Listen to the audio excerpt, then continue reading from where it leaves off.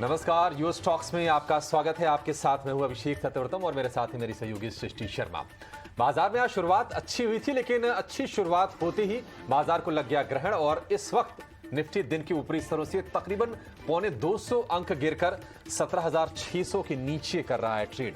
आज banking stocks भी शुरुआत तो ठीक ठाक हुई थी, लेकिन वहां से जो फिसल पट्टी बनी है उसका असर भारतीय बाजार पर पूरी तरह से हमें देखने को मिल रहा है और आईटी स्टॉक्स भी अब सृष्टि कमजोर हो रहे हैं और उसके चलते भी बाजार में प्रेशर बढ़ रहा है इस वक्त। जी बिल्कुल अभिषेक, पर कहीं ना कहीं जो 40,000 का आंकड़ा हम बैंक निफ्टी पे कई समय से बात कर रहे थे, आज वो बाजार छूते हुए नजर आया है। उसके बाद जो है जो गिरावट है वो गहराती हुई बैंक निफ्टी अब करीब 200 अंकों की जो है कमजोरी दिखा रहा है। वहीं निफ्टी में लगभग 70 अंकों की हम कमजोरी देख रहे हैं। जो ब्रॉडर मार्केट्स की पिक्चर है वहां से भी कमजोरी हावी होती हुई दिख रही है। जो डिक्लाइंस का रेशियो है वो ज्यादा हो चला है। वहां बढ़ने वाले शेयर्स अब थोड़े से पीछे आते हुए जरूर दिख रहे हैं। कुछ बढ़ने वाले शेयर्स की अगर हम बात करें तो Apollo Hospitals, Bharti Airtel, Cipla और पावर ग्रिड, ये कुछ चुनिंदा स्टॉक्स हैं जो कि निफ्टी के टॉप गेनर्स में शामिल है। वहीं हम देखें तो फाइनेंशियल्स जो हैं फिर से एक हिट लेते हुए बैकफुट पे जरूर आए हैं, जहां पे बजाज फिनसर्व जो है करीब 1.5% की गिरावट दिखा रहा है और निफ्टी के टॉप लूजर्स में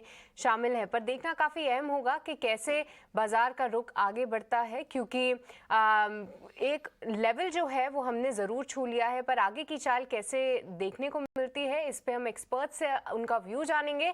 पर इस शो में आपको सवाल पूछने का तरीका बता देते हैं।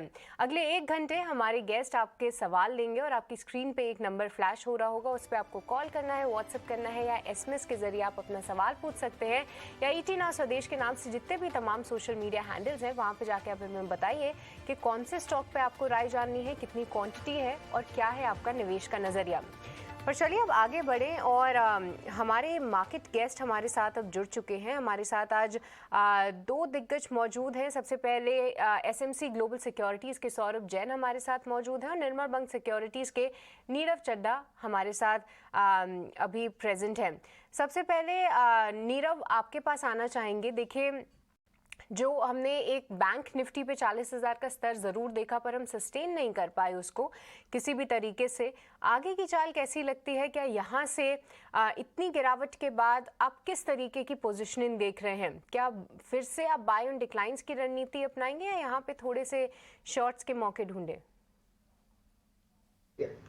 Good morning everyone, Srishti and Abhishek. देखिए, ओवरऑल अगर देखें तो बैंक निफ्टी 39,000 के जो लेवल हैं, 39,000 के लेवल बहुत ही अहम थे जो रीटेस्ट हुए। उसके बाद एक अच्छा बाउंस देखा गया बैंक निफ्टी में। डेफिनेटली 40,000 एक रेजिस्टेंस है।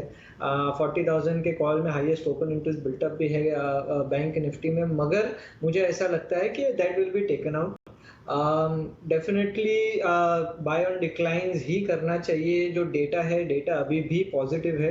That is why we are very positive even at this point. Even though market इतना गिरा है, हम बाइंग की ही सलाह दे रहे हैं। तो मेरे हिसाब से बाय करना चाहिए।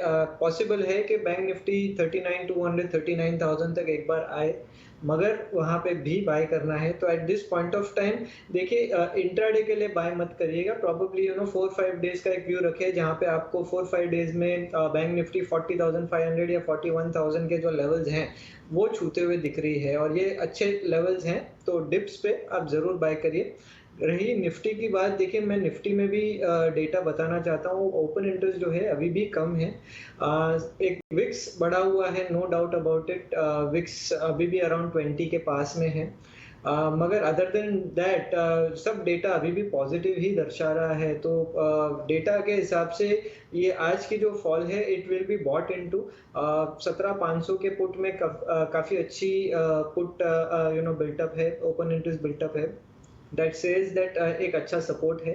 तो पॉसिबल है कि यहाँ से प्रॉबेबली 50-100 पॉइंट एक बार नीचे आ सकता है, मगर it is a good level to buy because मुझे ऐसा दिखता है कि 18,000 के जो लेवल्स हैं वो वापस आ जाने चाहिए निफ्टी में और शायद उसके ऊपर भी जा सकती है। तो दोनों ही इंडाइसेस में व्यू पॉजिटिव है और buy on dips is the best strategy. ठीक है, बाजार में गिरावट पर खरीदारी करने की सलाह दे रहे हैं नीरव, लेकिन वीकेंड पर एक बहुत ही दुखद खबर आई थी। पूरी इंडस्ट्री को, पूरे देश को हिलाकर रख दिया था। साइरस मिस्त्री टाटा ग्रुप के पूर्व चेयरमैन, उनका निधन हो गया था एक सड़क दुर्घटना में गुजरात से वापस लौटते वक्त, और आज उनका अंतिम संस्कार किया जाएगा मुंबई के वर्ली क्रेमेटोरियम में। तो 11 बजे अंतिम संस्कार होगा, उसकी तैयारियां की गई हैं और उसकी सीधी तस्वीरें आपको हम इस वक्त दिखा रहे हैं। टाटा सन्स के करीब करीब 4 साल तक चेयरमैन रहे, फिर टाटा ग्रुप से विवाद भी हुआ, उसके बाद एक लंबी कानूनी लड़ाई चली, उनको हटा भी दिया गया था। लेकिन शाहपुर जी, पालन जी कंपनी, उनका टाटा ग्रुप के सबसे बड़े सिंगल लार्जेस्ट शेयर होल्डर थे, करीब 18.5% के हिस्से के साथ। तो कानूनी लड़ाई का अब आगे क्या होगा, क्या स्वरूप होगा, उस पर तो खैर नज़र रहेगी, लेकिन बहुत ही दुखद, सभी ने इस पर प्रधानमंत्री, वित्त मंत्री, इनफैक्ट टाटा ग्रुप के चेयरमैन एन चंद्रशेखरन, सबका ट्वीट आया था और एक शोक किलर थी, क्योंकि बहुत ही दुखद तरीके से एक सड़क दुर्घटना में उनका निधन हो गया था। तो इससे जुड़ी अपडेट्स जो भी आएंगे आपके पास हम लेकर आएंगे, लेकिन चलिए अब शो की शुरुआत कर देते हैं और दर्शकों के सवाल जवाब के सिलसिले को आगे बढ़ाते हैं। यहाँ से हमारे साथ हमारे आज के पहले दर्शक हैं आशीष गुप्ता। इनका सवाल आया है हमें व्हाट्सएप के जरिए। इनके पास है टाटा स्टील के 500 शेयर 112 रुपये के भाव पर। टाटा स्टील 106 रुपये के आसपास का भाव है। सौरभ ने देखा था कि जब स्प्लिट आया था उसके बाद वॉल्यूम में भी हमने एक सर्ज देखा था और स्टॉक प्राइस भी उसी रफ्तार से आगे बढ़ा था। हालांकि अब देख रहे हैं कि 100 रुपये से लेके 110-15 की रेंज में थोड़ा सा कंसोलिडेशन वाले फेज में चल रहा है शेयर। ये आप बताइए कि आपको क्या लग रहा है, टाटा स्टील फंडामेंटली तो ऐसी कोई दिक्कत है नहीं, डिमांड बढ़ने की भी यहाँ से उम्मीद है। आपको लगता है कि अगर कोई डिप आए तो नए एंट्री के लिए भी एक आकर्षक मौका बनेगा? लेकिन मेरी समझ से मुझे लगता है कि मेटल प्राइसेस ग्लोबली काफी करेक्ट हो रहे हैं और जितने इन्होंने मार्जिन अच्छे लिए थे वो अब आना मुश्किल है। बाजार भी उसी चीज से रिएक्ट कर रहा है। आप ग्लोबली भी देखिए कि डिमांड नहीं आ रही है, चाइना काफी सॉफ्ट है और वहां पर रियल एस्टेट मार्केट काफी खराब हो चुका है, थोड़ा बंद चल रहा है। तो जो ग्रोथ के समीकरण है वो थोड़े खराब हो रहे हैं। यूरोप भी थोड़ा कमजोरी से चल रहा है। जब ऐसी गतिविधि चलती है तो मुझे नहीं लगता कि मेटल स्टॉक्स अच्छे परफॉर्म करेंगे। तो मुझे लगता है कि 5 से 6 रुपए का आशीष जी को नुकसान हो रहा है। अगर ये यहाँ से निकल के जो प्रॉमिसिंग सेक्टर लग रहे हैं जैसे कैपिटल गुड्स, बैंकिंग, एफएमसीजी, थोड़ा ऑटोमोबाइल, वहां पर अगर पैसे को शिफ्ट करें तो ज्यादा मुनासिब रहेगा। सौरभ जी, कोई स्टॉक आप बता पाएंगे? देखिए, जैसे ऑटोमोबाइल के अंदर मारुति काफी अच्छा कर रहा है। मारुति के नए काफी सारे लॉन्चेस हैं, काफी सारी उनकी पाइपलाइन है, काफी ऑर्डर बुक है। मारुति काफी अच्छा लगता है। कैपिटल गुड्स में लार्सन टुब्रो ऐसा लगता है काफी अच्छा करेगा, क्योंकि गवर्नमेंट के कैपेक्स काफी अच्छे आने वाले हैं, क्योंकि टैक्स कलेक्शंस काफी अच्छे हैं। इंटरनेशनल ऑर्डर्स भी वहां पर आ रहे हैं। एफएमसीजी के अंदर मुझे लगता है टाटा कंज्यूमर एक अच्छा विकल्प हो सकता है। कंपनी काफी अच्छा ग्रोथ कर रही है, तो ऐसे कुछ विकल्प आप चुन सकते हैं। बैंकिंग के अंदर भी आईसीआईसीआई बैंक अगर आप देखेंगे तो ऑपरेशनल परफॉर्मेंस काफी अच्छी आ रही है और जिस तरह से क्रेडिट ग्रोथ का अनुमान है, मुझे लगता है कि जो बड़े बैंक है वो काफी अच्छी अपनी बैलेंस शीट को बढ़ा पाएंगे। तो ये कुछ विकल्पों में से आप चुन सकते हैं। ठीक है, तो यहाँ से स्विच करके Tata steel sector as a whole पे नज़रिया इतना पॉजिटिव नहीं है, उससे बदलकर कैपिटल गुड्स, बैंकिंग या ऑटो के कुछ चुनिंदा स्टॉक्स जो सौरभ जी ने हाईलाइट किए उन पे आप नज़र रख सकते हैं। आगे बढ़ेंगे, अब सुभाष कुलकर्णी हमारे साथ फोन लाइन पे मौजूद हैं। गुड मॉर्निंग सुभाष, पूछिए क्या सवाल है आपका? नहीं है, उससे बदलकर हेलो, नमस्कार सुभाष, बताइए। टीवी चालू रखो ना। नहीं, आप टीवी का वॉल्यूम म्यूट करके अपना सवाल पूछिए। हमारे साथ फोन लाइन पर मौजूद है। Good morning Subhash, okay, Subhash से शायद ठीक तरीके से संपर्क नहीं हो पा रहा है, पर इनकी क्वेरी इन्होंने भेजी है। ये LIC हाउसिंग फाइनेंस पे राय जानना चाहते हैं। 500 शेयर्स हैं इनके पास और 468 जो है इनकी बाइंग प्राइस है। हम देख पा रहे हैं कि इनको लॉस हो रहा है, पर पिछले एक महीने में लगभग 11% का ये रिटर्न ये काउंटर दिखा चुका है।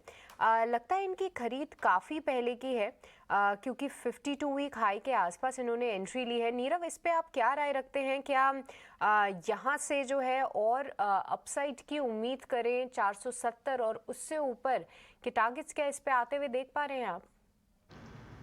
देखिए, मेरे हिसाब से तो ये स्टॉक ऊपर में 485-20 तक ज़रूर आ सकता है। यहाँ से और एवरेज करने की राय रहेगी। स्टॉक में एक ब्रेकआउट भी आ गया है अराउंड 380 और लेवल्स, एक डाउनवर्ड स्लोपिंग ट्रेंड लाइन का ब्रेकआउट है और 2021 के बाद ये ब्रेकआउट आया है, तो डेफिनेटली थोड़ा बहुत और यहाँ से मोमेंटम ऊपर के साइड में आ सकता है। तो यहाँ से खरीद करने की भी राय रहेगी एवरेज में, और नीचे में स्टॉप स्टॉप लॉस आप बाद में 395 का लगा सकते हैं। ऊपर में 480 से 520 के जो लेवल हैं वो आपके टारगेट बनेंगे, वहाँ आता है, प्रॉफिट बुकिंग कर सकते हैं। ठीक है, LIC हाउसिंग फाइनेंस को लेकर नीरव की ये आगे बढ़ेंगे। व्हाट्सएप के जरिए है कामिनी सिंघल जी का सवाल है। इनके पास है रेन इंडस्ट्रीज के स्टॉक्स और भाव है 237 रुपये का और 114 शेयर इनके पास है। इनके खरीद भाव से थोड़ा सा नीचे है, हालांकि हम देख रहे हैं कि 125 रुपये के आसपास तक शेयर गया, वहाँ से बहुत ही शानदार रिकवरी दिखा के फिर से 200 रुपये के पार आ गया है। नीरव, आपसे ही जवाब चाहेंगे, रेन में जो रफ्तार आई है लोअर लेवल से वो बहुत ही अमेजिंग है।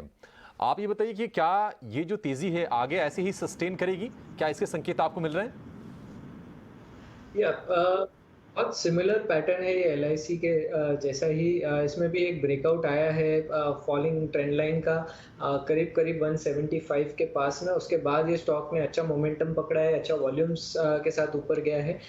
डेफिनेटली ऐसा लग रहा है कि ये स्टॉक ऊपर में अराउंड 235 250 के जो लेवल हैं वो लेवल्स तक जा सकता है। तो यहाँ से खरीद करने की ही राय रहेगी और थोड़ा बहुत और ऐड करिए पोजीशंस और 245 250 के पास आता है, वहाँ पे आप प्रॉफिट बुकिंग करें। नीचे में आप स्टॉप लॉस 190 का लगाइए। नीचे में 190 का स्टॉप लॉस लगाना है और फिलहाल आप इसमें बने रह सकते हैं, ऊपर के टारगेट्स की उम्मीद कर सकते हैं। पर चलिए अब इसके आगे बढ़ते हैं और अगले कॉलर हमारे साथ लक्ष्मी नारायण अग्रवाल जी फोन लाइन पे मौजूद हैं। गुड मॉर्निंग, बताइए क्या सवाल है आपका? ओके, इनसे भी हमारा जो संपर्क है वो कट चुका है, पर दो क्वेरीज हैं इनकी। पहला है PNB, 1800 शेयर्स ये होल्ड करते हैं और 47 इनकी बाइंग प्राइस है, यहाँ पे भी हम इन्हें लॉस देख रहे हैं। और दूसरा है हाल फिलहाल काफ़ी एक्टिव रहा देखने को मिला है हमें भेल का काउंटर, 1000 शेयर्स हैं, 70 रुपये यहाँ पे इनकी बाइंग प्राइस है। सौरभ जी आपसे समझेंगे, देखिए दोनों ही सरकारी प्लेस हैं। PNB बैंकिंग सेक्टर से, आपको बैंकिंग सेक्टर तो पसंद आ रहा है, पर क्या PNB में आप बने रहने की राय देंगे? और दूसरा है भेल, हाल फिलहाल काफ़ी अच्छा रनअप इसने दिखाया है। देखिए 1000 क्वांटिटी है तो थोड़ा सा यहाँ से ऊपर नीचे देखने को ज़रूर मिलता है, पर 70 इनकी बाइंग प्राइस है। कैसी लगती है आपको ये एंट्री लेवल और क्या कितने रिटर्न्स की यहाँ से उम्मीद करें? देखिए PNB जितने भी बैंकिंग काउंटर्स हैं उसमें कोई खास मजबूत नहीं है। अगर हम इसकी बैलेंस शीट को देखेंगे NPA काफी ज्यादा है और जो बुक है वो थोड़ी खराब है और बुक में ग्रोथ भी नहीं आ रही है, इंडस्ट्री के एवरेज के हिसाब से भी नहीं आ रही है, तो शायद उतना अच्छा विकल्प नहीं है। मेरी समझ से जो बड़े बैंक हैं जैसे कि ICICI, SBI या बैंक ऑफ बड़ौदा वो काफी अच्छी ग्रोथ कर रहे हैं और उनके जो प्रोविजनिंग है, जो NPA लेवल्स हैं वो काफी मैनेजेबल लेवल्स पे आ गए हैं अभी, तो वो ज्यादा अच्छे लगते हैं। जहां तक आपने भेल की बात करी तो भेल भी जो पावर सेक्टर में एक प्योर प्ले है, वहां पर बहुत ज्यादा काम नहीं मिल रहा है भेल को। भी रिसेंटली कुछ ऑर्डर मिले थे तो हमने देखा कुछ बाइंग जरूर आई है, लेकिन अगर आप बैलेंस शीट को देखेंगे तो कंपनी बहुत पीछे लॉसेस बुक की है, नेटवर्थ भी तकरीबन अब खत्म होती जा रही है।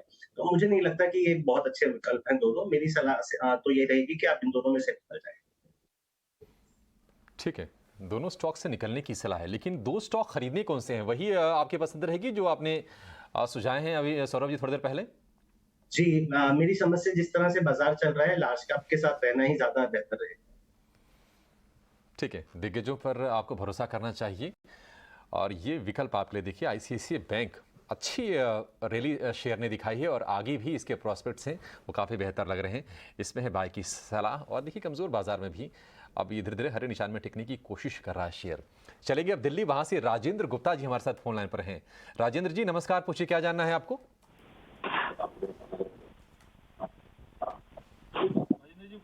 राजेंद्र जी आपको आवाज़ आ रही है? नमस्कार सर, मेरी आवाज़ आ रही है और मुझे बोलेगा तो ही बोलो ना जी। जी बोलिए सर आप। नमस्कार जी। जी मेरे पास 100 शेयर है RSWM 430 रुपए, 100 शेयर है RSWM 430। ठीक है, दूसरा शेयर? और 100 शेयर है DCW 500 रुपए, 500 शेयर है 50 के। और रेलटेल है 500 शेयर 100 रुपए। रेलटेल? रेलटेल। ठीक है, 3 स्टॉक हैं। ठीक है, चलिए इस पर राय लेते हैं। राजेंद्र जी किसी की सलाह पर आपने शेयर खरीदे थे या फिर खुद से आपने रिसर्च की और ये तीनों ही स्टॉक अपने पिक किए थे? ये RSWM है ना जी, मेरे को जी बिजनेस पे जो संदीप जैन जी आते हैं उन्होंने रिकमेंड किया था, जी। इसका टारगेट दिया था 470। तो टारगेट गया नहीं या फिर आपने स्टॉप लॉस नहीं, फॉलो नहीं टारगेट किया? आया क्या जी, उसी से डाउन शुरू हो रहा है। ये 470 का टारगेट दिया था उन्होंने कोई stop- RSWM का। कोई स्टॉप लॉस भी जरूर उन्होंने बताया होगा आपको? नहीं, स्टॉप लॉस नहीं बताया जी, वो कहता आप होल्ड करो बल्कि और परचेज कर लो। उस टाइम रेट चल रहा था 430 का। ठीक है, चलिए इस पर राय लेते हैं। RSWM धागा बनाने वाली कंपनी है, ये टेक्सटाइल के अंडर में आती है ये, और 435 की खरीद है और हम देख रहे हैं कि ये स्टॉक इस वक्त ट्रेड कर रहा है 363 रुपये के आसपास, यानी कि प्रति शेयर करीब करीब 65-70 रुपये के आसपास का नुकसान हो रहा है। सौरभ जी, RSWM क्या लग रहा है आपको कि इसको होल्ड करना चाहिए अभी? आपका भी यही विचार है? देखिए, ये स्टॉक तो ट्रैक नहीं करते, पर जनरली टेक्सटाइल जो स्टॉक्स हैं काफी उनमें प्रेशर है, क्योंकि कॉटन के दाम काफी ऊंचे जा रहे हैं और इनको आगे से प्राइसिंग नहीं मिल रही है। जो एक्सपोर्टर्स हैं उनको भी प्राइसिंग नहीं मिल रही है, तो बहुत सारी जो इनकी कैपेसिटी यूटिलाइजेशन है वो काफी कम आ गई है, काफी मिलें बंद होती जा रही है। तो मुझे लगता है कि ये कुछ इंडस्ट्री के साथ थोड़ी परेशानी वाली बात है, लेकिन RSWM पर्टिकुलरली ट्रैक नहीं करते। ठीक है, चलिए एक बार एक टेक्निकल नजरिया भी ले लेते हैं कि स्टॉक के लिए सपोर्ट कहां पर है। नीरव, अगर आप ट्रैक करते हो RSWM को, तो आप ये बताइए कि इसके लिए जो मजबूत वाला रॉक बॉटम जिसको सपोर्ट बोलते हैं ना, वो कौन से स्तर पर है, ताकि अगर कुछ टेंशन अगर बढ़े तो पोजीशन को स्क्वायर ऑफ की जा सके? देखिए, मैं भी सहमत हूँ मेरे कलीग से। टेक्निकली मेरे हिसाब से उसका जो चार्ट है वो काफी नेगेटिव है। यहाँ से इम्पोर्टेंट एक सपोर्ट था 400 का जो ब्रेक हो चला है, और यहाँ से 280 से 290 के जो लेवल हैं वो आते हुए दिख रहे हैं। तो यहाँ पे जो पोजीशन है वो एग्जिट करने की राय रहेगी। वापस नीचे में 290 के आसपास आता है, वहां पे आप बाय करिए। ओवरऑल अगर आप देखें, अगर लॉन्ग टर्म के पर्सपेक्टिव से तो स्टॉक अभी भी अच्छा है, मगर इसको एक बार के लिए 290 300 के जो लेवल हैं वो छूने हैं, वो रिटेस्ट करने हैं, उसके बाद ही ये स्टॉक ऊपर जा सकता है। ठीक है, RSWM को लेकर हमने फंडामेंटली भी समझ लिया, टेक्निकल लेवल्स भी उसके जान लिए, लेकिन दो स्टॉक और भी इनके पास हैं। एक तो DCW है और दूसरा रेलटेल है। DCW, सौरभ आप इस पर राय दीजिए। 50 वाला शेयर 48 रुपये के आसपास है। आज एक उछाल दिखाया था, लेकिन फिर से थोड़ा सा नरम पड़ता हुआ दिख रहा है। इस पर क्या विचार है आपका? माफ कीजिए, स्टॉक कवरेज में नहीं। ठीक है, ये भी कवरेज में नहीं। इंटरेस्टिंग। टेक्निकल चार्ट जरा देखिए, नीरव आप ही राय दीजिए, इसमें क्या स्ट्रेटजी होनी चाहिए, कहां पर आपको सपोर्ट लग रहा है इसका? आप रेलटेल की बात कर रहे हैं? DCW।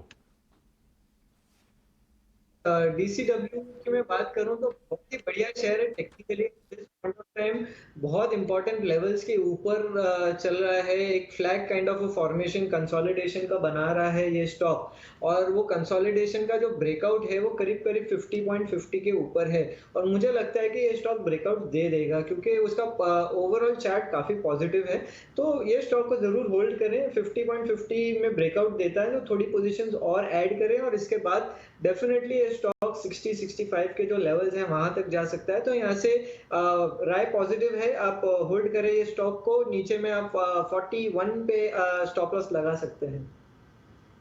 ठीक है, 41 के स्टॉप लॉस के साथ इसको आप होल्ड कर सकते हैं DCW को। लेकिन सौरभ, आई होप कि रेलटेल आपके कवरेज लिस्ट में ज़रूर होगा। हालांकि हमने देखा है कि अगर आप IRCTC को छोड़ दीजिए तो रेलवे की जितनी भी बाकी कंपनियां हैं बहुत ज़्यादा हम एक्शन नहीं देखते हैं। रेलटेल मार्जिन को लेकर थोड़ी सी चिंताएं थी। हालांकि जो Q1 के जो नंबर इन्होंने रिपोर्ट किए थे, 25% के आसपास की प्रॉफिट में ग्रोथ आई थी। इसके प्रोस्पेक्ट्स आपको कैसे लग रहे हैं? क्या रेलवे स्पेस में ये कंपनी बने रहने के लिए ठीक है, या फिर यहां से स्विच कर लें? देखिए, ज्यादा परफॉर्मेंस आती नहीं है। स्टॉक अगर आप देखेंगे तो अंडर परफॉर्म कर रहा है, और थोड़ा सा क्या है ना कि मैनेजमेंट भी थोड़ा क्लैरिटी नहीं देता कि किस तरह से इनका एग्जीक्यूशन रेट रहेगा। हर क्वार्टर में थोड़ा अलग रहता है। कमोडिटी कॉस्ट भी कम हो रही है, तो हो सकता है कि मार्जिन पे प्रेशर थोड़ा कम हो जाए, लेकिन ये पोर्टफोलियो स्टॉक नहीं है। ये थोड़ा सा आपको थोड़ा टेक्टिकल स्पेस में ये काउंटर्स आते हैं। तो मुझे लगता है कि जो बढ़िया सेक्टर लग रहे हैं आप उसी में रहें तो ज्यादा अच्छा रहेगा। ठीक है। तो इनके तीनों ही काउंटर्स पे जो है इनको राय दे दी गई है। पर चलिए अब आगे बढ़ते हैं और राजस्थान से हमारे दूसरे कॉलर गौरव हमारे साथ फोन लाइन पे मौजूद हैं। गुड मॉर्निंग गौरव, बताइए किस स्टॉक पे आपको राय जाननी है? गुड मॉर्निंग मैम, मेरे पास में वेदांता के 50 शेयर है मैम, 228 के भाव पे। ओके, क्या निवेश का और नजरिया है गौरव? और रतन इंडिया एंटरप्राइजेज के हैं 50 के भाव पे 100 शेयर। ओके, दोनों में ही अपना निवेश का नजरिया एक बार बताएंगे? मेरा लॉन्ग टर्म का ही है मैम, मतलब 4-5 साल भी हो सकता है, कोई दिक्कत नहीं है।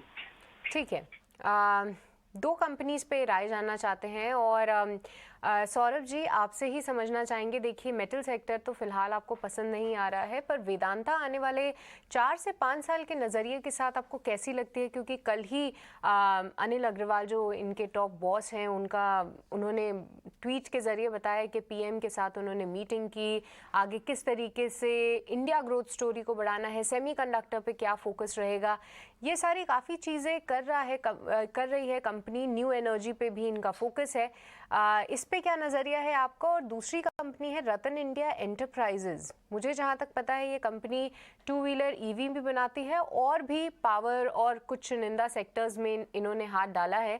क्या 50 के भाव पे ये कंपनी में आप बने रहने की सलाह देंगे? देखिए, जहां तक मेटल स्पेस की बात है तो मुझे लगता है कि अभी इंटरेस्ट रेट और बढ़ेंगे और ग्लोबल ग्रोथ और स्लो होगी। मेटल प्राइसेस का ऊपर जाना मुश्किल लगता है, हालांकि करेक्शंस बहुत हद तक संभव है। तो मुझे लगता है कि जितनी भी मेटल कंपनियां, चाहे वेदांता हो चाहे टाटा स्टील हो, थोड़ा प्रेशर ही बना रहेगा। और तकरीबन अभी आने वाले जो कम से कम 3-4 क्वार्टर देखते हैं, 3-4 क्वार्टर तो मेरे तो कोई सुधार नहीं लगता। तो इससे अच्छा तो यही रहेगी कि आप मेटल से निकल के जो और सेक्टर्स है जैसे बैंकिंग हो गया, एफएमसीजी हो गया, ऑटोमोबाइल हो गया, इस तरफ अगर आप निवेश करें तो ज्यादा अच्छा रहेगा। और दूसरा स्टॉक आपका कौन सा था? रतन इंडिया एंटरप्राइजेज है, इन्होंने 50 के प्राइस पे यहाँ पे एंट्री ली है, इस पे क्या राय रहेगी? रतन इंडिया ऑटोमोबाइल सेक्टर काफी अच्छा लग रहा है और ऑटोमोबाइल से जुड़ी जितनी ऑटो एंसिलरी कंपनी है काफी अच्छा कर रही हैं। तो मुझे लगता है कि इसमें आप जरूर बने रह सकते हैं। ठीक है, रतन इंडिया इंफ्रा पर ये व्यू। लेकिन अब चलिए आपके लिए लेकर आएंगे कमोटी की ABCD।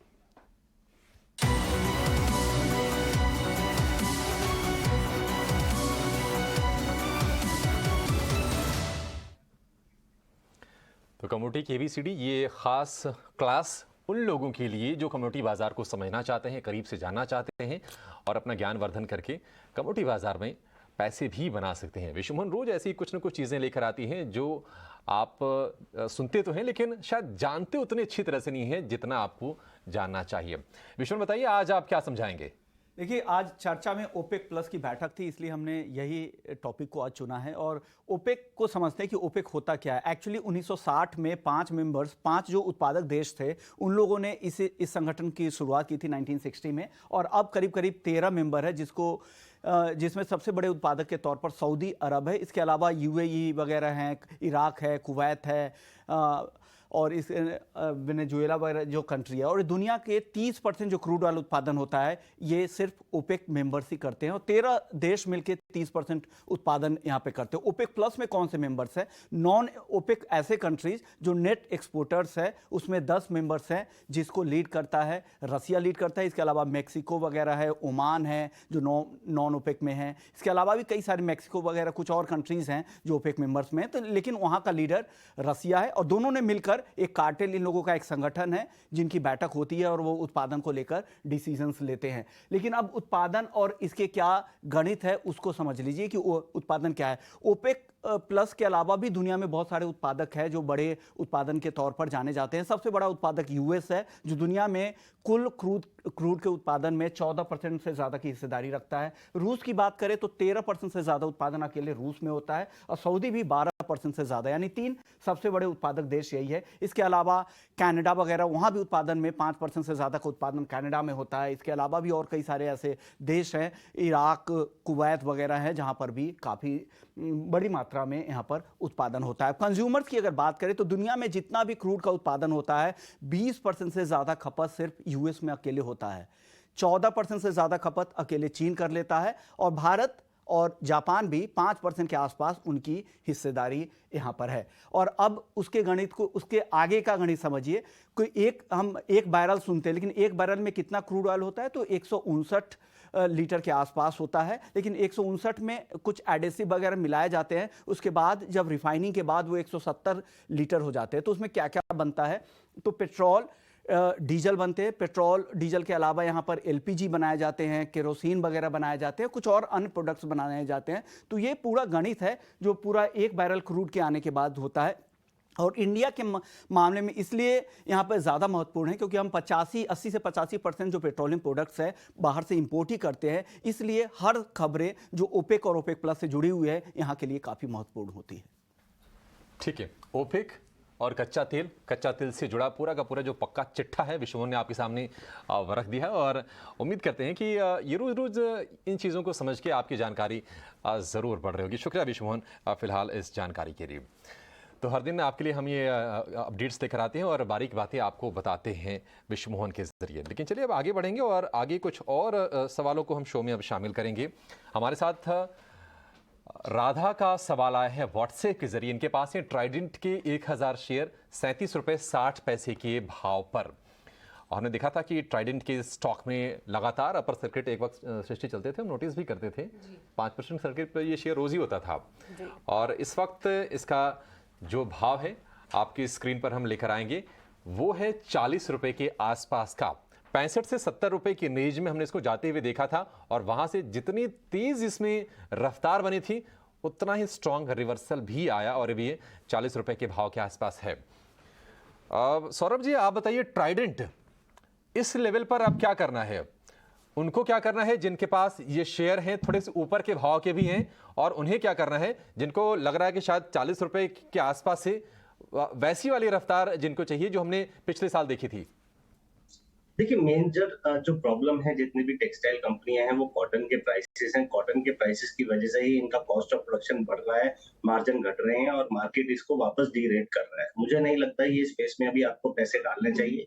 जिनके पास है उन्हें निकलने की कोशिश करनी चाहिए और सस्ता समझ के इस तरह से पैसे नहीं डालें, क्योंकि अभी जो ऑपरेशनल डिफिकल्टीज हैं, जो मार्जिन को लेकर प्रेशर है, वो लगता है कि आने वाले समय में भी चलता रहेगा। ठीक है, तो यहाँ पे ट्राइडेंट से निकल जाने की सलाह है। राधा के अगर निवेश की बात करें तो मुनाफे में ही है फिलहाल वो, तो इसीलिए ये बेच के आप जो अन्य विकल्प आपको शो के दौरान बताए गए हैं वहाँ पे आप नज़र रख सकते हैं। पर चलिए आगे बढ़ेंगे और व्हाट्सएप के ज़रिए सवाल शामिल करेंगे अब विक्रम का। फार्मा से जुड़ी कंपनी लुपिन फार्मा पे इनका सवाल आया है। 500 शेयर्स हैं और 1025 जो है इनकी बाइंग प्राइस है। यहाँ पे काफ़ी भारी नुकसान हो रहा है इनको। पर सौरभ जी एक बार आपसे ही समझना चाहेंगे, देखिए इतना घाटा ये ऑलरेडी सह चुके हैं, पर क्या लुपिन फार्मा पैक से इतनी गिरावट के बाद क्या कुछ यहाँ पे इनको एवरेज आउट कर लेना चाहिए? क्या कंपनी को अगर लंबे समय के लिए रखें, क्योंकि शायद ऑलरेडी ये काफ़ी समय से इसमें बने हुए हैं, लंबे समय के लिए अगर रखें तो क्या यहाँ पे कुछ प्रॉफिट या फिर ब्रेक इवन की उम्मीद कर सकते हैं? देखिए, जितने भी फार्मास्यूटिकल कंपनियां आप उनके नतीजे देखेंगे तो सब चैलेंज हो रहा है कॉस्ट प्रेशर्स का और प्राइसिंग का। जितनी जो बाहर सेल्स हो रहा है यूएस में प्राइसिंग नहीं मिल रहा है। लुपिन ने लगातार पिछले 2-3 क्वार्टर से डिसअपॉइंट किया है। मैं समझता हूँ दिसंबर क्वार्टर में तकरीबन 500 करोड़ रुपए का घाटा पोस्ट किया था, मार्च क्वार्टर में तकरीबन 100 करोड़ रुपए का। कन्विंस नहीं है बाजार की मैनेजमेंट कैसे कंपनी का ऑपरेशंस को सुधारेगी, इसीलिए स्टॉक में काफी सेलिंग देखने को मिल रहा है। क्योंकि अब ये क्वार्टर ऑलमोस्ट खत्म होने वाला है, तो मेरी सलाह रहेगी इस क्वार्टर के नतीजे और देखें। अगर थोड़ा सा सुधार आता है और मैनेजमेंट कॉन्फिडेंट दिखती है तब आप सोचें एवरेज आउट करने की, अन्यथा अगर यहाँ पर भी इसी क्वार्टर में भी डिसअपॉइंटमेंट आती है तो आप इससे एग्जिट ले लें। ठीक है, लुपिन को लेकर ये राय। हमने देखा है कि फार्मा स्टॉक्स में जो पिछले साल जुलाई तक तेजी बनी थी उसके बाद से एक स्ट्रीट फॉल आया था पूरे के पूरे फार्मा पैक में। हालांकि कुछ समय से हम देख रहे हैं कि एक संभलने की कोशिश निचले स्तरों से ज़रूर हो रही है। लुपिन को लेकर ये राय। लेकिन आप मुंबई से हमारे साथ फोन लाइन पर हैं उर्वशी करमार। उर्वशी नमस्कार, पूछे क्या जानना है आपको? जी सर, मेरे पास मैक्स हेल्थ केयर के 200 शेयर है, 387 के प्राइस है। उर्वशी, आपने हाल फिलहाल ये खरीदारी की है? मंथ, 1 महीने पहले? यस। मुझे और भी, मैं सोच रही हूँ कि और भी लेना है कि नहीं, तो मैं थोड़ा कंफ्यूज हो रही हूँ कि क्या करूँ करके हुए लेके। ठीक है, इस पर चलिए व्यू लेते हैं कि क्या आपको करना चाहिए। नीरव, जरा आप इस बार मैक्स हेल्थ केयर के जरा टेक्निकल लेवल्स देखिए। 387 रुपये खरीद है, बिल्कुल इनके भाव पर हैं। अगर इनको कुछ नई खरीदारी करनी है, थोड़ा सा और एडिशन करना है, क्या शेयर ये करेक्शन दिखाएगा थोड़ा बहुत? इसके आसार हैं आपको लग रहे हैं? मेरे हिसाब से तो इसको और टाइम लगेगा। 2021 से बिल्कुल ही एक ही रेंज में ये स्टॉक चल रहा है, इन बिटवीन 400 एंड अबाउट 370। ज़्यादा कोई ना अपसाइड आया है ना डाउनसाइड आया है। आइदर साइड ब्रेकआउट या ब्रेकडाउन आए, उसके बाद ही इसमें कोई और पोजीशन बनाई जाए। Eight this point of time generally कोई भी एक कंसोलिडेशन 12 से 18 महीना चलता है, तो इसमें ऑलमोस्ट 12 महीना हो चुके हैं और यहाँ से प्रोबेबली और 5-6 महीने निकाल सकता है ये स्टॉक, क्योंकि इसमें वॉल्यूम्स भी नहीं दिख रहे हैं। तो eight this point of time नई पोजीशंस तो नहीं बनानी चाहिए इसमें। आप दूसरे स्टॉक्स में पोजीशन बना सकते हैं, जैसे कि नोसिल, जो कि अच्छा एक ब्रेकआउट दिया है ये स्टॉक ने और ब्रेकआउट के ऊपर चल रहा है और अच्छा आपको इसमें रनअप भी मिल सकता है। ठीक है, तो देखिए यहाँ पे नई खरीदारी की राय तो नहीं रहेगी मैक्स हेल्थ केयर में। आपके मौजूदा स्तरों के आसपास ये है। नोसिल जो है एक दूसरा विकल्प सुझा रहे हैं नीरव, पर एक बार फंडामेंटली राय भी लेना चाहूँगी। सौरभ जी, क्विकली अगर आप बता पाएंगे हॉस्पिटल स्टॉक्स में से मैक्स हेल्थ केयर आपको कैसा लगता है? देखिए, मैक्स जो हेल्थ केयर है, इसके नतीजे काफी अच्छे आए थे। कॉन्फिडेंस आ रहा है कि कंपनी अच्छा कर रही है। मुनाफे में तकरीबन 50 से 60 करोड़ रुपए की बढ़ोतरी देखने को मिली।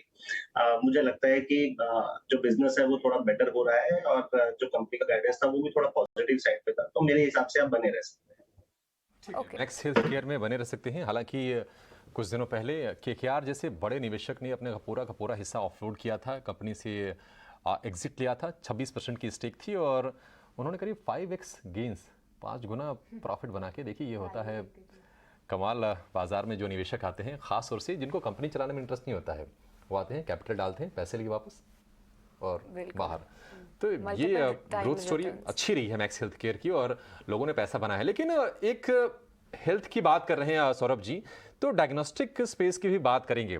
हम देख रहे हैं कि प्रेशर लगातार माउंट है, आज चैलेंजेस बढ़ रहे हैं, मार्जिन को लेकर संकट है, कहीं ना कहीं जिस तरह से कंपटीशन बढ़ रहा है उसको लेकर चुनौतियां हैं। इंटीक ने आज एक रिपोर्ट आई है, कवरेज शुरू की है डॉक्टर लाल पैथलैब और मेट्रोपोलिस पे सेल की रेटिंग के साथ। आप बताइए कि आपका व्यू क्या है, आप डायग्नोस्टिक स्पेस को आप कैसे देख रहे हैं? देखिए, काफी हद तक कट थ्रोट कंपटीशन चल रहा है इस स्पेस पे। आप देखिए जो ऑनलाइन प्लेयर्स हैं, जैसे कि 1mg हो गया, फार्मेसी हो गया, नेटमेड्स हो गया, वो जिस प्राइसिंग पे दे रहे हैं आपको लेबोरेटरी टेस्ट आपके घर पे, वो बहुत कम मार्जिन पे काम हो रहा है। और इसी वजह से जो डॉक्टर लाल है या फिर थायरोकेयर भी काफी अच्छा कंपटीशन दे रहा है और डॉक्टर लैब जो प्रीमियम सर्विसेज देता था वहां पर उसको परेशानी हो रही है। तो लैब के बिजनेस में मुझे लगता है कि मार्जिन इरोजन काफी हद तक बना रहेगा। बल्कि अगर आप देखें तो एक टेस्ट जो आपका जैसे थायराइड का हो गया और इस तरह के टेस्ट हो गए, एक टेस्ट 1mg जैसी कंपनी या 100 रुपए में आपके घर पे आदमी को भेज के करवा रही है। तो मुझे लगता है बाजार इससे काफी बहुत गहराई से देख रहा है कि इतने वैल्यूएशन बनते नहीं है। इसीलिए जितने भी लैब्स के जो वैल्यूएशन थे, मल्टीपल काफी हाई थे, 50, 70, 80, वही कनेक्शन हो रहा है। तो व्यू यहाँ पर नेगेटिव ही रहेगा। व्यूज पर डायग्नोस्टिक स्पेस पर नेगेटिव रहेगा। हालांकि आज आपको थोड़े से हरे निशान के साथ इस कमजोर बाजार में भी ट्रेड होते हुए दिख रहा है। डॉक्टर लाल पैथलैब ऊपर है, लेकिन मेट्रोपोलिस शुरुआत ठीक ठाक हुई थी, लेकिन ये शेयर अब 1% की कमजोरी के साथ कर रहा है ट्रेड। लेकिन अगले दर्शक को जोड़ेंगे। लखनऊ से हमारे साथ फोन लाइन पर है रितेश शुक्ला। रितेश जी, गुड मॉर्निंग, पूछिए क्या जानना है आपको? हेलो, वेरी गुड मॉर्निंग जी। मैंने एक्चुअली मेरे पास दो बैंक्स के ऊपर क्वेश्चन है जिनके मेरे पास शेयर्स हैं। पहला है आरबीएल बैंक। मेरे पास 340 शेयर्स हैं उसके और मैंने 104 के रेट से उनको परचेज किया था। तो अभी इसने 130 का मार्क टच किया था। सो आई वाज वंडरिंग कि अभी मैं इसको होल्ड करना सही रहेगा करंट पोजीशन पे या मैं इसको सेल कर दूं। और दूसरा है मेरा आईडीबीआई बैंक, जिसके मेरे पास 1450 शेयर्स हैं, 1450 नंबर ऑफ शेयर्स, और ये मैंने परचेज किया था 45 रुपीज की रेट है, 45 रुपीज एंड 50 पैसे की प्राइस है, और उसमें मुझे थोड़ा लॉस हो रहा है। तो इसमें मैं सजेशन चाहूंगा कि क्या मैं इसको होल्ड करूं, और मैं IDBI को होल्ड कर सकता हूं टिल दिवाली। ठीक है, IDBI को दिवाली तक होल्ड कर सकते हैं। दिवाली है 24 से 25 तारीख को शायद, 24 अक्टूबर को। तो तकरीबन 1.5 महीने के आसपास का अभी वक्त है अगर हम IDBI बैंक की बात करें तो। हालांकि छोटी अवधि का ही है, लेकिन RBL पे एक बार व्यू लेते हैं। RBL हमने सौरभ जी देखा था कि 100 रुपये के स्तरों से एक अचानक से एक बड़ा उछाल आया था। 130 का जैसा भाव बता रहे हैं रितेश, वहाँ तक शेयर गया था, और अब 122-23 रुपये के आसपास ये शेयर ट्रेड कर रहा है। इनके भाव से तो ऊपर चल रहा है। अब हमने देखा कि लगातार RBL को लेकर नेगेटिव खबरें आई हैं। एक वक्त था कि ये शेयर 500 रुपये के ऊपर का था, लेकिन स्थिति खराब हुई। मैनेजमेंट को लेकर संकट खड़े हुए, कहीं ना कहीं कॉर्पोरेट गवर्नेंस के भी इश्यूज रेज किए गए थे RBL बैंक में। RBL बैंक अभी आपको कैसा लग रहा है, इसका क्या भविष्य है? और रितेश, अभी इसको समय और दें या जो प्रॉफिट हो रहा है उसको लेकर निकल जाए?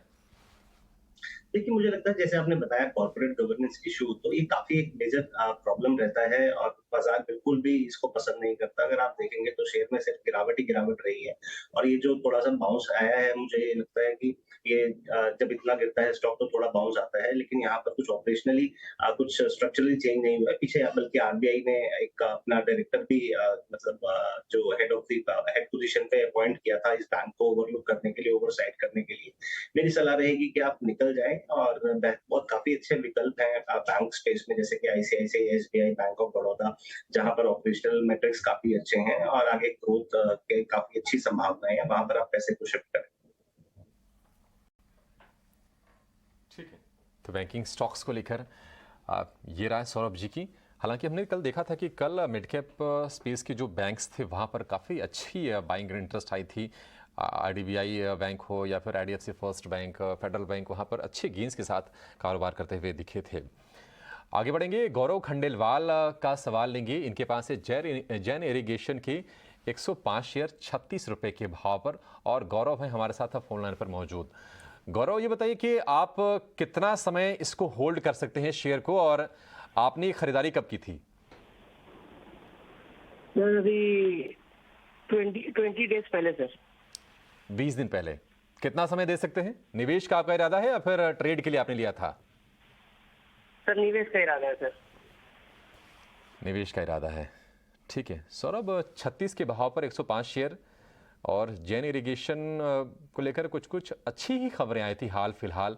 हालांकि अगर इसको भी देखेंगे तो ऊपरी स्तरों से काफ़ी ज़्यादा पिटाई का ये शिकार हुआ है। कहीं ना कहीं बिजनेस को लेकर, बिजनेस की विजिबिलिटी को लेकर, सस्टेनेबिलिटी को लेकर भी सवाल उठे हैं। लेकिन जैन इरिगेशन, आपको क्या लग रहा है कि इसको लंबी अवधि के लिए होल्ड करना चाहिए क्या? देखिए, ये ऐसा काउंटर नहीं है कि जहां पर आप इसको लंबी अवधि के लिए इसको आप अपने पास पोर्टफोलियो में रख सकते हैं, क्योंकि बिजनेस को लेके काफी चिंताएं पहले भी रही हैं और अभी भी रहेंगी। कभी एक क्वार्टर अच्छा आता है, फिर दूसरा क्वार्टर खराब आ जाता है। शेयर होल्डिंग भी अगर आप देखेंगे तो प्रमोटर की होल्डिंग कम है, और जिसमें से जो प्रमोटर की होल्डिंग है आधे से ज्यादा प्लेजिंग है, तो ऐसे में भी थोड़ा सा डर बना रहता है कि बाजार में जब कभी अगर सेलिंग आए तो शेयर और ज्यादा नहीं गिर जाए। तो मुझे लगता है कि इन्हें थोड़ा बहुत जो मुनाफा हो रहा है इसे बांध देना चाहिए। ठीक है, तो यहाँ पे जैन इरिगेशन को लेकर ये राय। पर चलिए अब आगे बढ़ते हैं और बात करते हैं IPO स्पेस में से आने वाले एक नए IPO। तमिलनाडु मर्केंटाइल बैंक का IPO जो है वो खुल चुका है, जिसका आज दूसरा दिन है, और एक अच्छा रिस्पांस भी मिला है इस IPO को। फिलहाल अगर हम देखें तो IPO पहले दिन 83% जो है भरता हुआ नजर आया है। पर अगर इस बैंक की बात करें तो ये भारत में सबसे पुराने प्राइवेट बैंक्स में से शामिल है। तमिलनाडु एक क्योंकि इनका नाम आपको बता देगा कि वो जो रीजन है काफ़ी मजबूत पकड़ वाला इनका रीजन है। और अब अगर इनके IPO ऑफरिंग की बात करें तो 500 से लेके 525 रुपये जो है इन्होंने एक बैंड सेट किया है, और ऊपरी बैंड से अगर देखें तो कंपनी 830 करोड़ जुटाने की योजना रख रही है। तो ये थी कुछ जानकारी, पर आइए इस बैंक की आगे की रणनीति समझते हैं, क्या है ग्रोथ के आउटलुक्स। और इस पे बात करने के लिए आज हमारे साथ कंपनी के MD और CEO KV राममूर्ति जी जुड़ चुके हैं। बहुत बहुत स्वागत है आपका सर ET Now स्वदेश पे। सबसे पहले तो आपको बहुत बहुत मुबारकबाद, IPO लेकर आ रही है आपकी कंपनी। पर कुछ अगर हम रेशियोज देखें तो कंपनी की जो कैपिटल एडिक्वेसी रेशियो है वो 25% या उससे अधिक रहने का आप अनुमान लगा रहे हैं। जो ये ग्रोथ आउटलुक है, क्या इसमें आप नए सेगमेंट्स में उतरने की योजना बना रहे हैं और ग्रोथ के लिए आगे की क्या गाइडेंस रहेगी? आपने सही बताया कि हमारा पोस्ट इश्यू और capital adequacy ratio in short term may be will be crossing 25% also because there will be 3% increase. But I think when we try to grow our loan book and grow our top line as well to a reasonable level of 12 to 15%, I think it should hover around back to around near 20% if not more and switch. हमें तो ये दिक्कत नहीं होनी चाहिए कि क्योंकि economy जिस स्थिति में खड़ी है अभी, वहां से everybody is expecting the loan growth to be little more aggressive for future years and most uncertain times में हमारा growth रहा है अगर CAGR 9% के आसपास में, आई थिंक आने वाले समय में उससे ज्यादा जरूर होगी।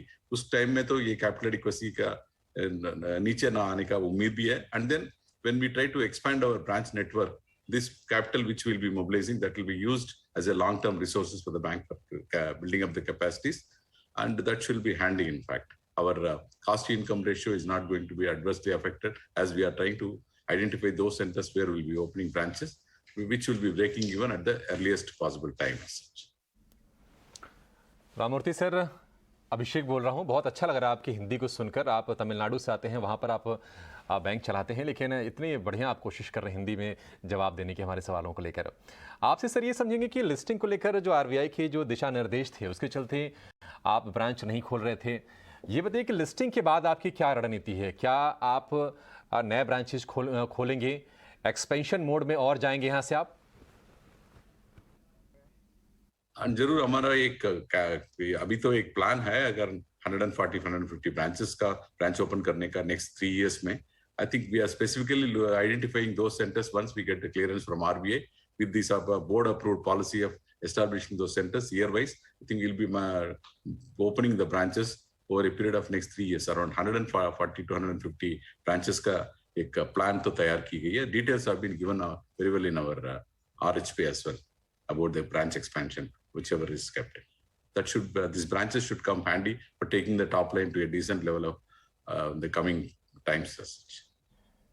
ओके, पर राममूर्ति सर, कुछ रेशियोज को अगर ध्यान से देखें तो आपका कासा रेशियो 30.5% पे है, जो कि अन्य जो स्मॉल और मिड कैप्स बैंक्स हैं उनसे थोड़ा सा कम देखने को मिल रहा है। आगे को लेकर कहाँ पे आप ये नंबर जाता हुआ देख रहे हैं और डिपॉजिट साइड पे किस तरीके की योजना है बैंक की? बात सही है आपकी। कासा रेशियो हमारा 30% as of now March 22 है, but this ratio has come almost pre monetization time में हमारा बैंक का जो कासा रेशियो था 19% के आसपास में था, वहां से 30% तक ग्रोथ हुई है because of the our network of the ADC network has gone up and then the transaction volumes have gone up almost to 84%. In fact, when we expand our network other than Tamil Nadu and also those areas where at least CASA potential will be there, and जब digital banking के माध्यम से हमारा customer onboarding होगी more on digital mode, I think the we should be in a position to take the CASA number forward again on a consistent basis. That should again our cost which we are paying at this point of time to our savings bank deposit customers is not more than 3% as such. I think our average rate of interest works out to 3.05%. as we have 10 up to 10 lakhs we pay an interest rate of 3%, and then more than 10 lakhs we pay 3.25%. We don't offer any higher rate of interest on this savings bank deposits. Ramamurthy sir, एक आखिरी सवाल। अब चूंकि आप public जा रहे हैं IPO, हालांकि अच्छा सब्सक्रिप्शन मिला है, पहले दिन पूरा का पूरा भर गया है, आज सेकेंड डे ही है, लेकिन कुछ सवाल है जिसके बारे में जो निवेशक हैं वो भी सफाई चाहेंगे। आप ये बताइए कि बॉम्बे हाई कोर्ट में जो मामला चल रहा है वो कितना गंभीर है, उसके अगर फैसला आता है तो उसका क्या असर हो सकता है, और OFS को लेकर भी चर्चा थी जिसे बाद में रद्द कर दिया गया था। ये बताइए कि इन दोनों इश्यूज को लेकर अभी ताज़ा अपडेट्स क्या हैं? And मैं अपना future investors who will be coming in at this point of time उनको ये उम्मीद देना चाहता हूँ कि थोड़ा कुछ उम्मीद, जो दिस ओनरशिप डिस्प्यूट्स और share related issues have been haunting the bank for last 2 decades as such, but bank's performance has not been affected, and our earning ability has not been affected, and the dividend payment track record of the bank has been so intact. But for that 1 year, on account of this uncertainty posed by COVID, we have been not permitted to share the dividend as such. Other than that, I think all these years, this bank has the unique distinction of posting profits from the beginning, in fact. And these legal disputes or ownership disputes, they are outstanding in different forums. Different courts have not really affected the performance of the bank. I think the bank has been independently performing reasonably well, and we are one of the better banks in our league as of now.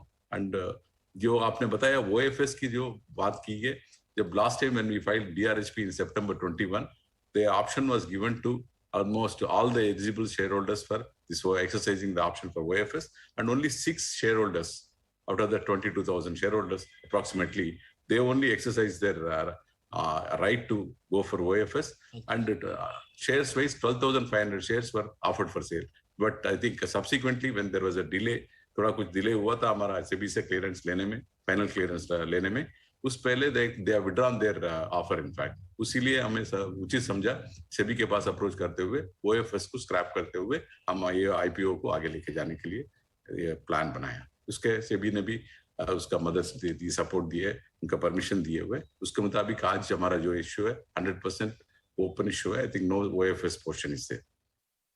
ठीक है, Ramamurthy sir, बहुत शुक्रिया आपका समय देने के लिए हमें और अपने IPO प्लान्स को लेकर आगे की योजनाओं पर चर्चा करने के लिए. तो राममूर्ति सर के पीछे जो बोर्ड लगा था TMB, ये नाम आप याद रख लीजिए. IPO आज खुला हुआ है और आज ये पैसे लगाने का दूसरा दिन. 101 साल पुराना बैंक हो गया सृष्टि ये. जो जानकारी इंटरनेट पर अवेलेबल है उसके हिसाब से नाडर बैंक के नाम से इसकी शुरुआत हुई थी और इसके बाद 1962 में इसका नाम बदलकर तमिलनाडु मर्केंटाइल बैंक कर दिया गया. लेकिन इस बैंक के IPO में आपको पैसे लगाने हैं नहीं लगाने हैं, इस पर एक राय लेंगे. सौरभ जी, IPO इसको आप क्या फॉलो कर रहे हैं और आपसे जो राय मांग रहे हैं, जो सलाह मांग रहे हैं कि इसमें पैसे लगाने या नहीं लगाने हैं, उनको आप क्या बोल रहे हैं? देखिए, मुझे लगता है कि बैंकिंग स्पेस काफी अच्छा करेगा. आगे क्रेडिट ग्रोथ नेक्स्ट 6 मंथ्स में काफी अच्छा आने वाली है.